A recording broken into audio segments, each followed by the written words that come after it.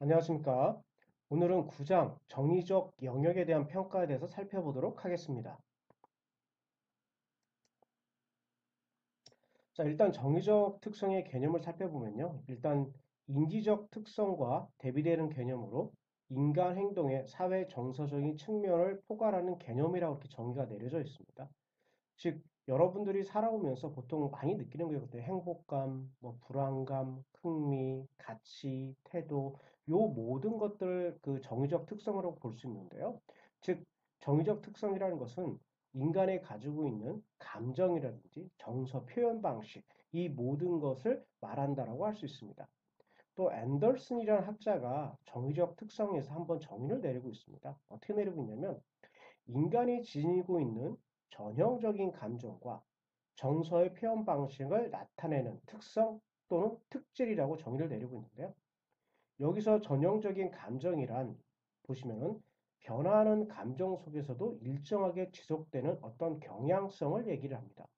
즉, 이 얘기는 뭐냐면 여러분들이 누군가를 만나거나 어떤 친구들을 사귀거나 이렇게 하실 때, 아, 저 친구는 뭐 저런 행동을 하네. 저 친구는 뭐참 친절하고 저 친구는 뭐 친구 말도 잘 들어주고 뭐 믿을만하고 여러 가지의 그런 언어로서 친구들이라든지 여러분들 주위 사람들을 이렇게 묘사를 합니다. 자, 그렇다면 여러분들이 그 친구들에게 그렇게 묘사를 할 수 있다라면은 어떻게 해야 그렇게 묘사를 할 수 있을까요? 설명을 할 수 있을까요? 짧은 시간? 그렇지는 않아요. 좀 긴 시간이 필요해요. 그래서 여기에서는 또 하나 또 추가하고 싶으면 일정 정도 지속되는 경향성이 상당히 중요하다고 볼 수 있겠습니다. 자, 그러나 이러한 정서적인 표현 방식이라든지 전형적인 감정이라는 것들은 시대와 상황에 따라 다르다라는 걸 알아두시기 바랍니다. 참고로요, 이 동양적인 사고와 그 서양적인 사고가 상당히 큰데요. 그 실례로 이제 교실 상황에서요. 이제 교수님들이 학생들한테 자, 이거 아는 사람 손 들어봐. 뭐 이런 식으로 얘기를 하면은 자, 미국에서는 너나 나나 다 손을 들어요. 제가 경험에 의하면 다 들어요. 그래서 막상 시켜보면은 뭐 그렇게 잘하지도 못해요. 뚜렷하게. 근데 이제 동양인 친구들, 뭐 한국인을 포함해서 동양인 친구들은 잘 손도 안 들어요. 근데 뭐를 시키면 일 처리뿐만 아니라 되게 모든 걸 다 잘해요. 자, 이거는 약간 사회에서 서로 다른 사회에서 살아오다 보니까 뭐 남들 앞에서 이야기하고 뭐 발표하고 이게 좀 익숙하지 않은 거죠.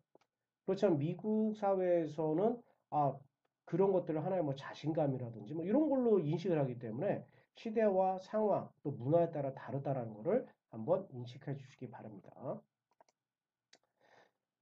자, 이렇게 그 참 설명하기도 힘들고 상황에 따라도 다르고 무슨 뭐 문화에 따라도 다른데 그럼에도 불구하고 이 정의적 평가가 중요한 게 있습니다. 첫 번째, 인성교육, 정인교육. 그 다음에 성숙한 인격체로서 하나를 구성하는 아주 중요한 요소라는 겁니다.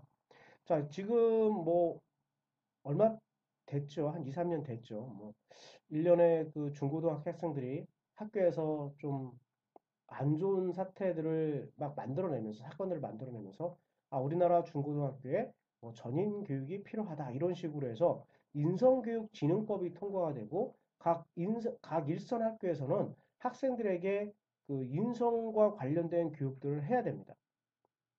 자, 그렇다면 여기서 인성이 무엇냐, 전인교육이 무엇냐 이런 거는 추후에 논의를 하더라도 학교에서 일단 인성교육이라는 걸 학생들에게 실시를 해야 됩니다. 자, 그렇다면 여러분들이 한번 그 중고등학교 때 한번 돌이켜 한번 보세요. 인성교육을 받은 적이 있나? 그리고 그렇게 받았다는 게 도덕교과, 윤리교과에서 받은 것들이 과연 인성교육이라고 볼 수 있을까? 또는 보면 안 되는 것인가? 라는 이런 생각을 좀 해보시고요. 어찌됐든 간에 사람이 인간이 있을 때 인지적인 측면도 중요하지만 정의적인 측면도 중요하다라고 얘기를 해요. 우리나라 큰 교육 목표에서도 인지적인 측면과 정의적인 측면과 그다음에 심동적 측면 요 세 가지 측면을 다 구성을 하고 있습니다. 그에 비해서 우리나라 하면 중고등학교 생각을 해보세요. 자, 인지적인 측면 아주 강조를 하고 있고 열심히 하고 있습니다. 학교에서.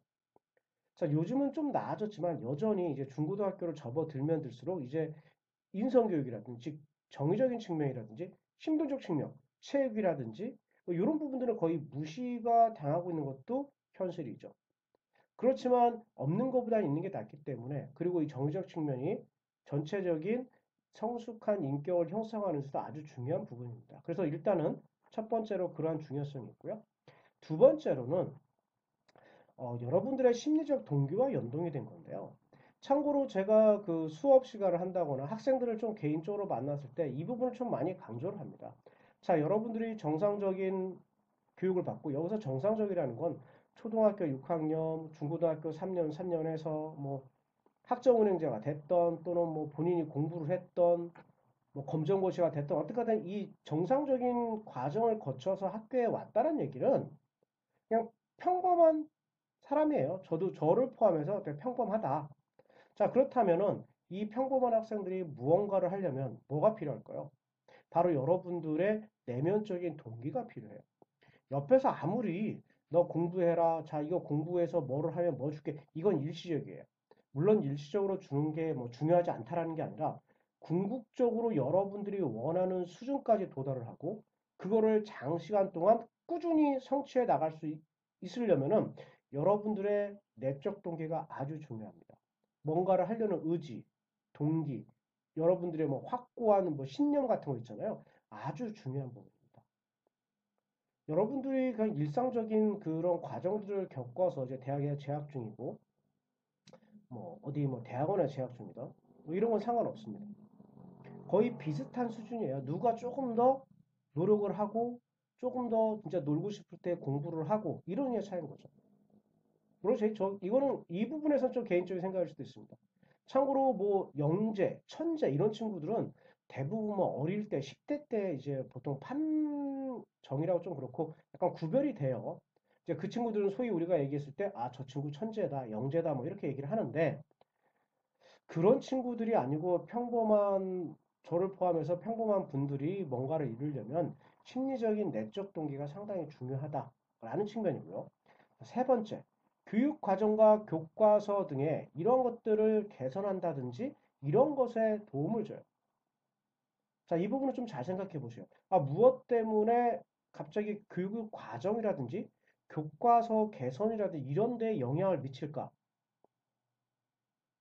자, 이것과 밀접하게 관련된 사건이 뭐냐면요. 그 조금 지난 사건이긴 합니다. 지금 현 정권에 있었던 얘기는 아니고요. 그 어떤 정권에 있던 얘기인데 이 역사 교과서를 개정하려는 움직임이 있었습니다. 상당히 많은 반발이 있었고 결국은 세상의 빛을 못 보고 그냥 논의되고 작업하는 그 상태로 딱 머물렀었는데 잘 한번 생각해 보세요. 무엇 때문에 그렇게 많은 분들이 그거에 대해서 반대를 하고 그럴까? 그럼 남들이 반대하니까 반대를 할까? 아니에요. 그러면 지금까지 그럼 역사책이 잘못됐는데 뭐 우리가 지금까지 배워왔어요. 그렇기 때문에 그걸 반대하는 거냐? 여기서 말하는 그 잘못 배웠다는 건 뭐냐면 국가에서 만들기 때문에 역사가 잘못된 거다. 이런 식의 논리는 별로 그렇게 바람직하지 않아요. 과거에 계신 분들도 그렇고요. 지금 뭐 국정교과서라는 이름에 다양한 교과서가 나와요. 자, 이런 관점에서 보면은 국가에서 어떤 교과서를 만들어서 뭐 학교에 배분한다는데 도대체 뭐가 문제인데? 이런 식으로 따진다면 별 문제가 될 거리가 없어요. 그럼에도 불구하고 그 당시에 상당한 그런 뭐랄까요 논쟁이 있었고 뭐 맞다 틀리다 서로 막 양쪽 진영에서 막 싸우고 있었죠. 왜 그럴까요? 왜 교과서라든지 교육 과정에 있어서 이 정의적 측면이 왜 그렇게 중요할까요? 자, 이거는 왜 그러냐면 여러분들의 인식 변화와도 관련이 있어요. 왜 그러냐면 여러분들이 어릴 때부터 자꾸 이런 식이야 저런 식으로 자꾸 배우고 그렇게 느끼고 그렇게 믿잖아요. 그러면 그것이 나중에 여러분들이 커서도 그렇게 생각을 하고 그러한 관점에서 바라보게 되기 때문에 그렇기 때문에 교과서가 중요한 거예요. 교과서 자체는 별로 안 중요할지 모르겠지만 교과서가 담고 있는 내용이라든지 영향력을 생각하면은 교과서가 상당히 중요한 부분이에요. 교재라든지 이런 부분들이. 그렇기 때문에 함부로 특히나 국가에서는 그런 영향력을 고려한다면 국가에서는 그런 책들을 함부로 만들면 안 되죠. 왜 근데 문제가 발생을 했느냐? 자, 이거에 대해서 궁금하신 분들은 뭐 개인적으로 생각이 다를 수 있기 때문에 한번 관련된 뉴스라든지 이런 것들을 찾아보시기 바랍니다. 뭐 인터넷상에 많이 있으니까요.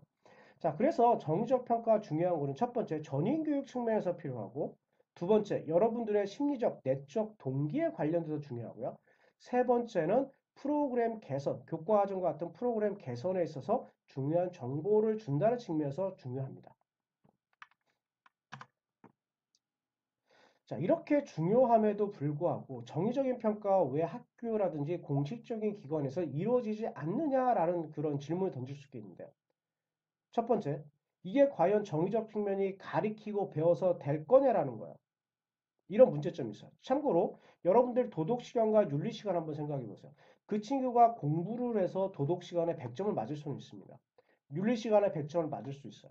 그렇지만 이 친구가 과연 진짜로 도덕적인 행위와 도덕적인 개념과 윤리적인 생활을 하느냐? 이거는 별개란 얘기예요.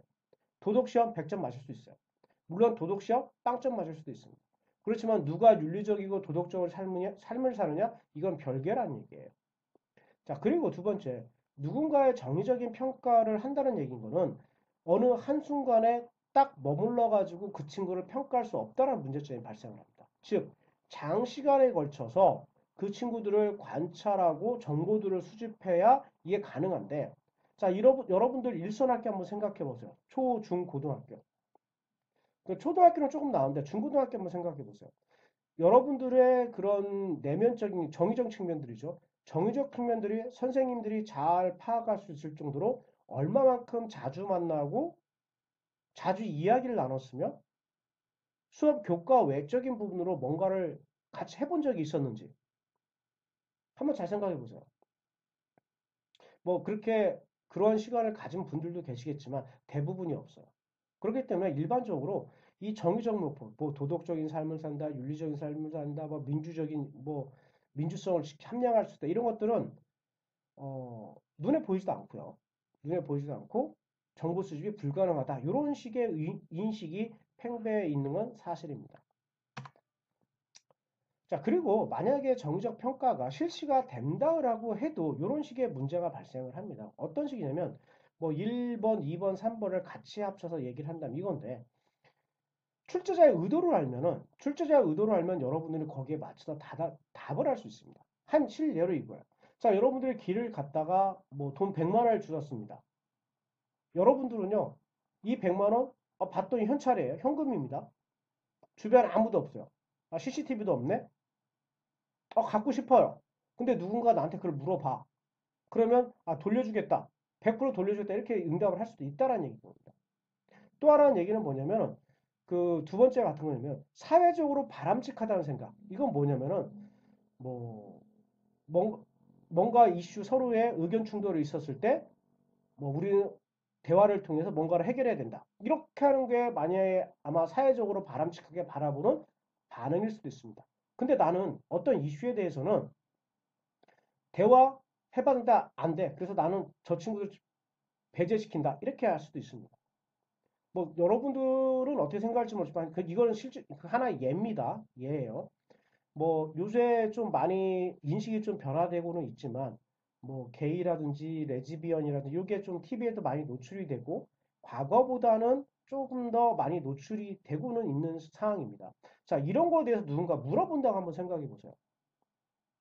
TV 같은 데 방송국이라든지 이런 데 와서 인터뷰를 한다고 생각해 보세요. 여러분들은 그렇게 생각하고 있지 않겠지만 사회에서 바람직하게 생각하다 보니까 뭐 그분들도 우리 사회의 일부분이니 뭐 같이 더불어 사는 게 좋지 않겠습니까? 이렇게 인터뷰를 할 수도 있어요. 자, 이런 것들은 뭐 여러분들 생각이 틀렸다라는 게 아니라 이 세 번째과 관련이 돼가지고 뭐냐면요. 여러분들이 뭐라 그럴까? 여러분들의 그를 방어하려는 메커니즘이 발동이 돼가지고요. 아, 내가 이 얘기를 하면은 내 주장은 참 좋은데 내가 이렇게 했을 경우에 그 추후에 다가올 수 있는 걸 생각하면 너무 골치가 아픈 거야. 그러니까 좋게 해서 넘어가는 부분들. 이렇게 같이 연관되는 겁니다.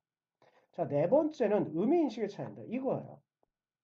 대단히 보통. 우리가 흔히 얘기했어요. 너 이거 잘해? 그냥 보통 뭐 대단히 좋은데 진짜 좋은데 이렇게 얘기를 해요.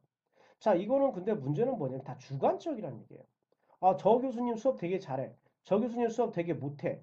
뭐 여러분들 학생의 입장에서 그렇게 얘기를 할 수 있겠는데요. 이런 것들은 다 주관적인 입장이라는 거예요. 자, 이게 그 쓰는 표현은 같아요. 대단히, 보통 이 부분이 쓰는 표현은 같은데 이게 상대적인 개념이 다 다르다는 얘기인 겁니다. 자, 이거는 어린 아이들에게 물어보면 알 수 있는데요. 어떻게 물어보면 이렇게 물어요. 너 아빠 좋아해? 좋아한다고 해요. 얼마만큼? 뭐 손으로 표현하면 이 정도 좋아한다고 얘기를 해요. 자, 근데 엄마한테 물어봐요. 얼마나 좋아해? 좋아한다고 얘기해요. 얼마만큼? 하늘과 땅만큼. 자, 이런 식으로 해서 똑같이 보통이다, 좋아한다, 뭐 대단히 좋아한다, 아주 좋아한다, 이런 식으로 막 쓰긴 하지만 이런 의미가 상대에 따라 다르다라는 얘기예요. 누군가는 진짜 좋아해야 좋아한다라고 표현하지만 그렇지 않은 친구들은 그냥 내가 그냥 뭐랄까 약간 관심이 있고 이러면은 아 그냥 약간 관심 있어. 근데 누구의 입장에서 보면 그 관심 있다라는 게 진짜 좋아하는 게끔 인식이 될 수 있다는 뜻이에요. 그래서 이런 부분의 의미 인식의 차이 때문에 문제점이 발생하라고요. 또 다섯 번째는 누군가 여러분들의 가치관이라든지 뭐 인생관이라든지 이런 정의적인 평가도 있잖아. 이런 것들을 한번 평가를 한다고 생각을 해보세요. 야, 너 내적 동기 잘못됐어. 뭐 너 인생관 잘못됐어. 뭐 삶의 방향성이 잘못됐다. 뭐 이런 식으로 얘기를 한다면 누가 이런 걸 좋아를 하겠어요. 여러분들 스스로 가지고 뭐 윤리성 잘됐다 잘못됐다 따지고 어쩔 수 없이 여러분들이 살아오면서 개인적으로 형성이 되고 여러분들만이 가지고 있는 건데 그거를 어떠한 잣대를 들여대면서 잘됐다 못됐다 무슨 뭐 너는 100점짜리다 90점짜리다 한다는 게 거부감을 느끼죠. 그 다음에 여섯 번째는 뭐냐면, 과연 이 정의적인 것들이 아까 처음에 얘기할 때 일정 정도 지속 시간이라고 그랬는데, 어느 정도 일정해야 과연 그게 일정하다고 볼 수 있을까요? 라고 물어보는 건데요. 왜냐면 여러분들의 심리적인 부분은 감, 잠깐 나타났다가 사라질 수가 있습니다. 그 대표적인 게 우리나라 말도 있죠. 작심삼일이라고. 자, 열심히 공부하려고 해요. 한 3일쯤 되고, 그 다음 4일쯤 되면 포기를 해요. 거기 대표적인 게 아마 여러분들 수학 정석책일 거예요. 정석 교과서를 보면 앞부분 한 뭐 확률 뭐 이런 부분 있잖아요. 막 끄적끄적거리고 새카만하고 공부 열심히 해요. 근데 좀 뒷부분 가면은 깨끗하죠. 저도 가끔 가다 좀 얼마 조금 되긴 했는데 뭐 수학 정석책이 필요해가지고 뭐 중고 서적에 가서 정석책을 샀더니 앞부분만 약간 낙서가 되고 뒷부분 깨끗하더라고요. 이런 식으로 해가지고 작심삼일, 그러니까 단편적인 표현일 수도 있겠습니다. 그렇지만 저는 여러분들 이렇게 작심삼일을 나무였지 말고 그 작심삼일을 계속해서 1년 동안 가잖아요. 아마 여러분들이 원하는 걸 이루지 않을까 싶습니다. 자, 그리고 이게 요 음자가 좀 다른데 제가 동영상에서 촬영을 하다 보니까 여러분들한테 잘 보여주지 못하고 있습니다. 근데 여러분들이 이거를 만약에 요걸 클릭하면 나타나게 되는 게 뭐냐면은 그 가사가 있는데요. 가시나무라는 그 가사예요. 노래. 참고로 가시나무라는 새 노래를 딱 들었을 때, 조성모 이러면 좀 나이가 좀 뭐 3, 40대 유정되고요. 뭐 패티김, 뭐 시인가, 뭐 이런 식으로 나오면 좀 나이가 높으신 분이에요. 어찌됐든 이 가시나무 새 노래인데요. 여기서 보면은 어떤 표현들이 내 속에 내가 너무 많아라는 이런 표현들부터 가사를 좀 나중에 한번 살펴보세요. 살펴보시면은 누군가를 딱 대표할 때 저 사람은 저렇게 타라고 묘사를 할 때 약간 일반적으로 묘사를 할 수 있겠지만 그게 그 사람의 전부는 아니에요. 여러분들 그렇고 저도 그렇고 제가 보이지 않는 모습들도 있고 여러분들도 마찬가지일 거예요. 항상 있기 때문에 그러한 부분들을 가지고 한번 들어보라고 제가 해놓은 겁니다. 한번 살펴보시기 바랍니다. 자, 이거는 정적 영역의 교수 목표 분류인데요. 자, 이거는 제가 앞부분에 인지적인 영역을 할 때는 블룸에 대한 것을 다뤘다면은 그때 정의적인 부분은 다루지 않고 넘어갔어요. 왜 그러냐면 정의적 영역에서 다루겠다라고 얘기를 해서. 자, 정의적 영역의 교수 목표 분류표는 이 크레스홀과 이제 블룸과 이렇게 나와가지고 1964년도에 해놓은 건데요. 참고로 피라미드가 이렇게 거꾸로 되어 있지만 윗단계가 가장 낮은 단계고요. 이 밑에 단계가 가장 높은 단계입니다. 그래서 감수 단계라는데 리시빙 단계예요. 여기서 보시면 감지, 감수, 선택적 관심 이러는데요. 여러분들이 어떤 상황에 놓이게 된다면 여러분들이 곧바로 반응하지 않아요. 그냥 관찰을 하게 됩니다. 저게 어떠지? 왜 저렇게 되지? 좋다 나쁘다는 일단 논외로 하고 일단 관찰을 하게 돼. 저 사람들 왜 그러지? 왜? 막 이런 식으로 되죠. 그 다음에 여러분들이 비판하기 전에 일단은 받아들여요. 이 대표적인 게 아마 여러분들이 그 대학교 1학년 때라든지 그 수강 신청할 때요. 조교 선생님이 와가지고 자 이거 신청하세요 막 하면은 여러분들이 그거 왜 들어야 돼요? 그거 들으면 안 돼? 이거 반발하기보다는 조교 선생님이 와서 이거 들어야 되고 막 그럼 그런가 보다 그냥 고개 끄덕여요. 이런 식의 그냥 받아들인 리스병 단계고요. 그 다음 리스판딩. 리스판딩이라는 얘기는 어떠한 것에서 반응하는 단계예요. 뭐라고 얘기를 했어요. 그럼 여러분들이 가치와 밑에 가치화가 있는데 몸이 움직이는 거야. 예를 들면 뭐 자전거를 타다가 누군가가 넘어졌네? 가서 일으켜서 해야 되고 이런 게 지금 그 반응이란 말이에요. 그래서 여기서 묵족적 반응, 뭐 반응에 대한 만족하든지 이런 게 나타나는 거고요. 그 다음 단계가 가치화인데요. 가치화는 뭐냐면 여러분들이 어떠한 거에서 가치가 느꼈다라고 그러면 거기에 대해서 선택을 하게 돼 있어. 이게 뭐냐면은 자, 그 부모님이 뭐 심부름을 시켰어요. 근데 내가 지금 여자친구, 남자친구 만나러 가야 돼요. 야, 자, 둘 중에 지금 뭐를 할 거야? 아마 지금 연애 중이신 분들은 아마 부모님은 알았어요 하고 무시하고 곧바로 아마 갈 분도 계시고 아니야 나는 그래도 부모님에 서 부모님 그 약속부터 그 얘기부터 듣고 심부름부터 먼저 하고 그 다음에 뭐 누구를 만나러 간다 이렇게 할 수가 있어. 그러니까 가치화가 생겨요. 그래서 이게 지금 여러분들이 어떤 걸 더 가치 우선시하느냐. 자, 그 다음에 이제 조직화. 이런 가치계가 쌓이고 쌓이고 쌓이고 그러면 하나의 조직화가 돼요. 조직화가 되고 위계질서가 나타나게 되는 거죠. 뭔가 났었을 때는 뭐 A라는 걸 먼저 하고 그다음 B라는 걸 하고 이런 식의 가치화가 되고 이런 것들이 계속 쌓이고 쌓이면 뭐가 되느냐? 바로 인격화가 됩니다. 인격화. 인격. 이건 뭐 저희가 일반적으로 나오는 그런 얘기도 있습니다. 자, 뭐 보통의 그 뜻을 세운다고 그러죠. 30대를 입지라고 그러고요. 40대 부록, 주변의 유혹에 뭐라고 할까? 흔들리지 않는다. 부록이라고 그러고 50세가 지천명이라고 하늘의 뜻을 안다고 그래요. 뭐 60이 이 순으로 알고 있는데 이제 귀가 얇아지는 거죠. 그래서 뭐 네가 맞다, 내가 나쁜 게 아니라 뭐 다 같이 맞으니까 같이 잘 삽시다 이건데 자 그런 맥락을 한번 생각해 보세요. 예전에 60대는요. 그 한번 부모님 세대한테 물어보세요. 예전에 60대는 동네에 별로 없어가지고요. 환갑잔치하고 난리도 아니었어요. 근데 요즘 60대가 무슨 잔치한다는 얘기 못 들어보셨을 거예요. 왜냐면 60은 요즘은 거의 어, 대부분이라 좀 그렇고 많은 분들이 뭐 60 이상 거의 사시다 보니까 자, 그래서 누군가 그러더라고. 예전에 그 뭐 30, 40, 50, 60, 70 이렇게 부르는 데다가 한 1.5 정도는 곱해야 되지 않을까라는 얘기를 합니다. 자, 이걸 뭐 1.5를 곱하던 뭐 60 그대로 인용을 하시던 아니면 뭐 2를 곱하던 그러니까 여러분들 자유겠지만 이런 식의 얘기가 나왔다는 얘기는 뭐냐면 여러분들이 삶을 살아오면서 이 단계죠. 어떤 현상에 대해서 감수를 하고 반응을 하고 가치화를 먹이고 그런 것들이 조직화되고 결국에는 그런 것들이 여러분들 인격화로 나타난다는 것을 말한다고 그렇게 알아두시면 될 것 같습니다. 사람이 나이가 들면서 얼굴에 자기가 살아온 삶이 이렇게 나타난다는 그 예전 분들의 말씀도 그렇게 있다는 걸 돌이켜 보면은 그럴 수도 있겠구나라는 생각이 들기는 합니다. 자, 그리고 정의적 특성의 유형이 이렇게 있는데요. 뭐 다른 것들을 한번 읽어보시면 될 것 같고요. 이것만 한번 제가 설명해 드릴게요. 통제의 소재라는 건 뭐냐면 어떠한 그 결과가 나타났을 때 이러한 결과를 사회라든지 그 밖에 외부를 뜻하는 게 아니라 내 자신으로 돌리는 거예요. 그래서 내가 조금 노력을 안 해서 내가 좀 잠을 들 자서 내가 좀 공부에 집중을 안 해서 내가 좀 떨어진 거다. 이런 식인 거죠. 자, 여러분들 지금 임용을 보시는데 한번 생각을 해보세요. 임용을 봤는데 임용 시험이 떨어졌어요. 그러면 이걸 가지고 외부를 뜻할 수도 있습니다. 아, 진짜 시험이 지뢰 같아서 나 떨어졌어. 이렇게 하는 친구도 있을 수도 있고, 또 다른 친구는 내가 조금 더 공부를 덜 해서 떨어진 거. 이렇게 할 수도 있습니다. 그렇기 때문에 이 통제의 소재가 일반적으로 높은 친구들은 학업적 자존감이 되게 높아요. 학업적 자존감. 뭔가를 했을 때 그걸 내 안에서 찾기 때문에.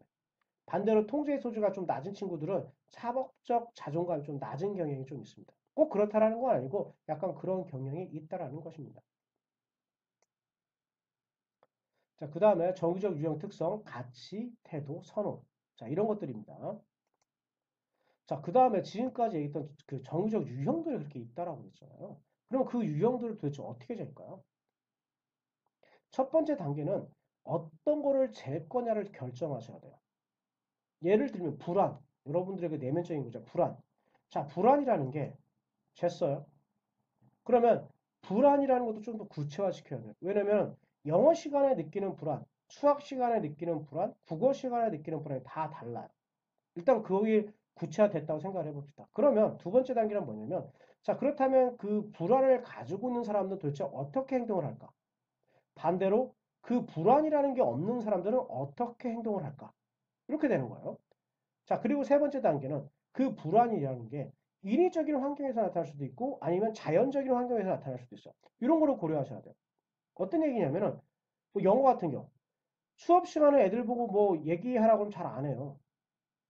그 여러분들 뭐 지금 대학생 뭐 또는 대학원생 뭐 다양한 학생들이 있겠지만 보통 어떤 친구들이 와서 뭐 저 교환학생 가는데 뭐 영어 공부하는데 뭘 어떻게 해야 될까 물어보는 친구들이 있어요. 그러면 저는 하나같이 얘기해요. 도서관에 가서 도서관에서 쓸데없이 가서 토플 공부한다 이런 거 하지 말라고. 토플 공부하고 토익 공부하고 이런 거는 한국이 더 잘 돼 있어요. 학원 가시면 돼요. 해외 가서 왜 그렇게 교환학생까지 가시면서 왜 하냐고요. 거기에 문화도 접하고 친구들도 만나고 뭐 얼마나 좋은 계기예요. 친구들 얘기도 하고. 근데 우리 영어에 두려움 있잖아요. 말도 못하고. 그죠? 그래요. 다른 데 가지 말고 학교랑 좀 가까운 펍 같은데 약간 우리나라 따지면 약간 맥주집 같은 데겠죠. 가서 한두 장 하면은 여러분들 그 머릿속에는 그 정의적 필터라고 그러는데 어펙티브 필터라는 게 없어져가지고 언어하고 영어하고 이런 거 되게 편하다고 한번 해보시라고. 물론 학교 밖을 벗어나면 진짜 안전하지 않고요. 학교도 뭐 100% 안전한 건 아니죠. 그래서 가장 좋은 건 뭐 여럿이 친구들끼리 모여서 한잔하면서 얘기하고 이런 부분들이 가장 좋은 것 같아요. 이런 식으로 다 고려해가지고 만들어요, 설문지를. 설문지를 만든 다음에 또는 측정 도구를 만든 다음에 본격적으로 이제 검사를 하는데 여기는 중다 측정 도구 고안이라는 게 뭐냐면은 여러분들의 정의적 능력을 측정하는 데 있어서 하나의 측정 도구, 하나의 그런 방법으로만 여러분들의 정의적 능력을 잴 수 없기 때문에 여러 개의 그 방법을 동원해서 여러분들의 그 정의적 부분들을 측정을 해야 된다라는 뜻입니다. 그래서 전체적으로 봤을 때 정의적 특성을 측정할 때 고려해야 될 게 뭐냐면 명확해야 돼요. 불안, 행복 이것도 명확한 게 아니에요. 불안이라는 하나의 주제를 삼은 거지 뭐 영어 시간이냐 수학 시간이냐 음악 시간이냐 체육 시간 다 다릅니다. 그 다음에 허위로 반응하는 사람들 도대체 어떻게 고를 수 있을까? 이런 부분들. 그 다음에 중립적일 수도 있다. 여러분들이 설문지 같은 거 작성할 때 3, 3, 3, 3 찍는 거. 중간에 1, 2, 3, 4, 5에서 3 계속 찍는 거. 이런 거 별로 안 좋아요. 그 다음에 이 친구가 내면적인 상태가 어떤지에 따라서 그걸 반응할 수 있기 때문에 그것도 고려해야 된다는 얘기예요. 여러분들 불안이 그 불안감 자체가 될 수도 있겠지만 그 불안에 영향을 미치는 뭐 우울감이라든지 이런 것의 원인에 의해서 여러분들이 그 불안감이 더 느낄 수 있다라는 거예요. 그래서 뭔가를 잴 때 꼭 그것 때문에 나타나는 거야라는 게 위험하다라는 얘기입니다. 자, 이런 식으로 해서 정의적 특성을 측정을 할 때 고려해야 될 상황들을 살펴봤고요. 자, 다음 그 동영상에서는 정의적 특성을 어떠한 방법으로 가능한지에 대해서 살펴보도록 하겠습니다.